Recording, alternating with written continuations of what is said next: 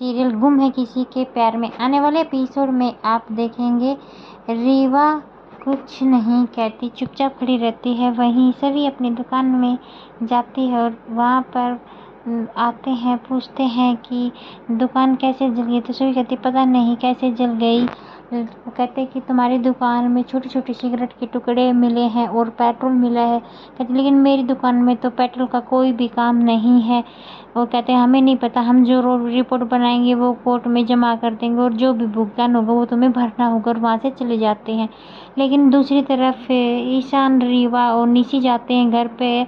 आकर साहिब पूछते क्या हुआ, तुम इतने परेशान क्यों लग रहे हो। तभी रीवा कहती है कि सभी हार गई थी लेकिन ईशान ने उसे जिता दिया।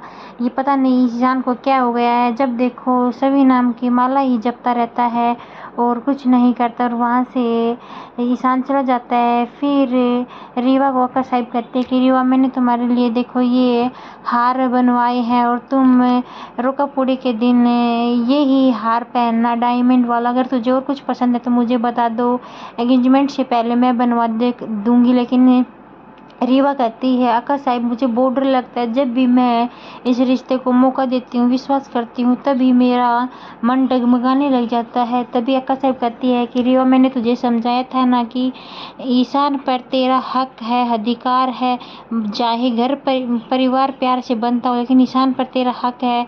तू अपना हक जमा, वो सभी नाम की बला उसके पास आने की कोशिश करेगी मुझे पता है, लेकिन तुम उस पर हक जताओ और उसे दूर भगाओ। वहीं दूसरी तरफ ईशान भी अपने रूम में बहुत ही परेशान हो रहा है और सभी की बातों को याद कर करके बहुत ही परेशान हो रहा है। और सभी जाती है अब राव साहब के पास और कहते कि राव साहब मुझे पता है कि मेरी दुकान में आग तुमने लगवाई थी। क्या बकवास कर रही है, मैं तुम्हारी दुकान में आग क्यों लगवाऊंगा।